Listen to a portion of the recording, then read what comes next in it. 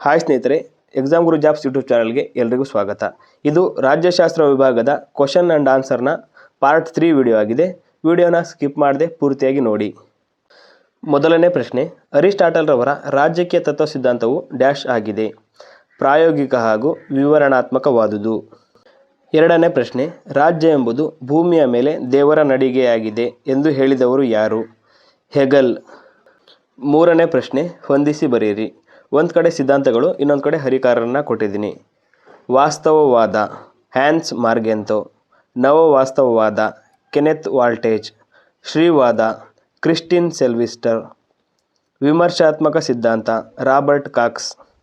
ನಾಲ್ಕನೇ ಪ್ರಶ್ನೆ, ಹೊಂದಿಸಿ ಬರೆಯಿರಿ. ಒಂದು ಕಡೆ ಸಿದ್ಧಾಂತಗಳು, ಇನ್ನೊಂದು ಕಡೆ ಲೇಖಕರನ್ನ ಕೊಟ್ಟಿದ್ದೀನಿ.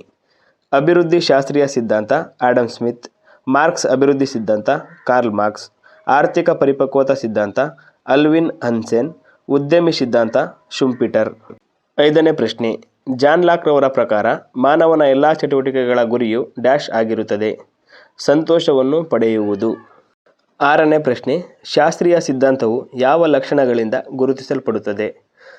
ಅವೈಯಕ್ತಿಕತೆ, ವಿಶಿಷ್ಟೀಕರಣ, ದಕ್ಷತೆ ಮತ್ತು ಶ್ರೇಣೀಕರಣ. ಏಳನೇ ಪ್ರಶ್ನೆ, ಸಂಸದೀಯ ಪದ್ಧತಿ ಸರ್ಕಾರಗಳಲ್ಲಿ ಸಚಿವ ಸಂಪುಟದ ಸಭೆಗಳು ಯಾರ ಅಧ್ಯಕ್ಷತೆಯಲ್ಲಿ ನಡೆಯುತ್ತದೆ? ಪ್ರಧಾನಮಂತ್ರಿಗಳು. ಎಂಟನೇ ಪ್ರಶ್ನೆ, ರಾಜಕೀಯ ಸಾಮಾಜೀಕರಣ ಪ್ರಕ್ರಿಯೆಗೆ ಯಾವ ಪ್ರಭುತ್ವವು ಅತ್ಯಂತ ಹೆಚ್ಚು ಪ್ರಾಮುಖ್ಯತೆಯನ್ನು ನೀಡುತ್ತದೆ? ಬಂಡವಾಳಶಾಹಿ ಪ್ರಭುತ್ವ. ಒಂಬತ್ತನೇ ಪ್ರಶ್ನೆ, ಹೊಂದಿಸಿ ಬರೆಯಿರಿ. ಒಂದು ಕಡೆ ಕಾಯ್ದೆಗಳು, ಇನ್ನೊಂದು ಕಡೆ ಆ ಕಾಯ್ದೆ ಜಾರಿಯಾದ ವರ್ಷಗಳನ್ನ ಕೊಟ್ಟಿದ್ದೀನಿ. ಶಿಕ್ಷಣ ಹಕ್ಕು ಕಾಯ್ದೆ 2009, ಮಾಹಿತಿ ಹಕ್ಕು ಅಧಿನಿಯಮ 2005, ಗ್ರಾಹಕ ರಕ್ಷಣಾ ಕಾಯ್ದೆ 1986, 73ನೇ ಸಂವಿಧಾನ ತಿದ್ದುಪಡಿ 1992. ಹತ್ತನೇ ಪ್ರಶ್ನೆ, ಹೊಂದಿಸಿ ಬರೆಯಿರಿ. ಒಂದು ಕಡೆ ಲೇಖಕರನ್ನ ಕೊಟ್ಟಿದ್ದೀನಿ, ಇನ್ನೊಂದು ಕಡೆ ಅವರ ಕೃತಿಗಳನ್ನ ಕೊಟ್ಟಿದ್ದೀನಿ. V D Savarkar, the Indian War of Independence, Ram Manohar Lohia, Wheel of History, Aurobindo Ghosh, the Human Cycle, Jayaprakash Narayan, Prison dairy.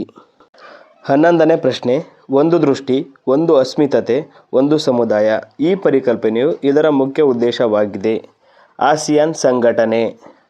12ನೇ ಪ್ರಶ್ನೆ, ಇಂಟರ್ಪೋಲ್ನ ಕೇಂದ್ರ ಕಚೇರಿ ಎಲ್ಲಿದೆ? ಫ್ರಾನ್ಸ್ನ ಲಿಯೋನ್. 13ನೇ ಪ್ರಶ್ನೆ, ICBMSನ ಪೂರ್ಣ ರೂಪವೇನು? Intercontinental ballistic missiles. 14ನೇ ಪ್ರಶ್ನೆ, ಕೇಂದ್ರ ಸರ್ಕಾರದ ಮಟ್ಟದಲ್ಲಿ ಭ್ರಷ್ಟಾಚಾರವನ್ನು ನಿಗ್ರಹಿಸುವ ಸಂಸ್ಥೆ ಯಾವುದು? CVC, ಸೆಂಟ್ರಲ್ ವಿಜಿಲೆನ್ಸ್ ಕಮಿಷನ್ ಅಥವಾ ಕೇಂದ್ರ ವಿಚಕ್ಷಣ ಆಯೋಗ. 15ನೇ ಪ್ರಶ್ನೆ, ಸಾರ್ವಜನಿಕ ನೀತಿಯ ಸಾಧನ ಯಾವುದು? ಕಾನೂನು. 16ನೇ ಪ್ರಶ್ನೆ, ರಾಷ್ಟ್ರೀಯ ಮಹಿಳಾ ಮಂಡಳಿ ಸ್ಥಾಪನೆಯಾದ ವರ್ಷ ಯಾವುದು? 1958. 17ನೇ ಪ್ರಶ್ನೆ, JS ಮಿಲ್ ರವರು ಅರ್ಥರಹಿತ ಸ್ವಾತಂತ್ರ್ಯದ ಪ್ರವಾದಿಗಳಾಗಿದ್ದರು. ಈ ಹೇಳಿಕೆ ನೀಡಿದವರು ಯಾರು? ಬಾರ್ಕರ್.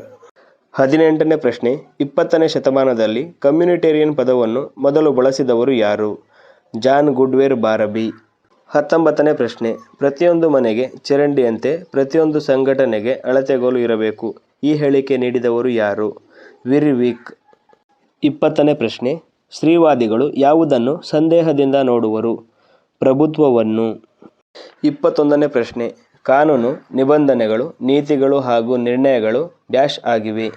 ರಾಜಕೀಯ ವ್ಯವಸ್ಥೆಯಿಂದ ಹೊರಹೊಮ್ಮುವ ಅಂಶಗಳಾಗಿವೆ. 22ನೇ ಪ್ರಶ್ನೆ, ಆಸ್ತಿಯನ್ನು ಕಾಪಾಡಿಕೊಳ್ಳುವ ಕಾರಣದಿಂದಲೇ ಜನರು ನಾಗರಿಕ ಸಮಾಜವನ್ನು ಪ್ರವೇಶಿಸುತ್ತಾರೆ ಎಂದು ಹೇಳಿದವರು ಯಾರು? John lock. 23ನೇ ಪ್ರಶ್ನೆ, ರಾಜ್ಯಶಾಸ್ತ್ರದ ಅಧ್ಯಯನದಲ್ಲಿ ಆಧುನಿಕ ದೃಷ್ಟಿಕೋನಗಳು ಯಾವುವು? 1. ಸಾಮಾಜಿಕ ದೃಷ್ಟಿಕೋನ, 2. ನಡವಳಿಕಾ ದೃಷ್ಟಿಕೋನ, 3. ಸಂಖ್ಯಾಶಾಸ್ತ್ರೀಯ ದೃಷ್ಟಿಕೋನ. 24ನೇ ಪ್ರಶ್ನೆ, ಹೊಂದಿಸಿ ಬರೆಯಿರಿ. ಒಂದು ಕಡೆ ಪರಿಕಲ್ಪನೆಗಳು, ಇನ್ನೊಂದು ಕಡೆ ಪ್ರತಿಪಾದಕರನ್ನ ಕೊಟ್ಟಿದ್ದೀನಿ. ವಿಘಟನಾ ಸಿದ್ಧಾಂತ ಡೆರಿಡ್, ವಿತರಣಾ ನ್ಯಾಯ ಜಾನ್ ರಾಲ್ಸ್, ತೃಪ್ತತೆಯ ತತ್ವ ಹ್ಯಾರಿ ಫ್ರಾಂಕ್ಫರ್ಟ್, ಹಕ್ಕುಗಳ ಸಿದ್ಧಾಂತ ರಾಬರ್ಟ್ ನಾಜಿಕ್. 25ನೇ ಪ್ರಶ್ನೆ, ಯಾವ ಚಿಂತಕರು ಮೊದಲ ಬಾರಿಗೆ ವಿತರಣಾ ನ್ಯಾಯವನ್ನು ಅಭಿವೃದ್ಧಿಪಡಿಸುವಲ್ಲಿ ಕಾರಣೀಭೂತರಾದರು? ಅರಿಸ್ಟಾಟಲ್. ಸ್ನೇಹಿತರೆ, ಇದಿಷ್ಟು 25 ಪ್ರಶ್ನೆಗಳ ರಾಜ್ಯಶಾಸ್ತ್ರ ವಿಭಾಗದ ಸರಣಿಯಾಗಿತ್ತು. ನಿಮಗೆ ಪಾರ್ಟ್ 1 ಮತ್ತು ಪಾರ್ಟ್ 2 ವಿಡಿಯೋ ಬೇಕಿದ್ದರೆ ಈ ವಿಡಿಯೋದ ಡಿಸ್ಕ್ರಿಪ್ಷನ್ ಬಾಕ್ಸ್ನಲ್ಲಿ ಹಾಕಿರ್ತೀನಿ, ಒಂದ್ಸತಿ ಚೆಕ್ ಮಾಡ್ಕೊಳ್ಳಿ. ಈ ವಿಡಿಯೋ ಇಷ್ಟ ಆಗಿದ್ರೆ ಲೈಕ್ ಮಾಡಿ, ಶೇರ್ ಮಾಡಿ, ಕಾಮೆಂಟ್ ಮಾಡಿ, ಹಾಗೆಯೇ ಸಬ್ಸ್ಕ್ರೈಬ್ ಮಾಡ್ಕೊಳ್ಳಿ.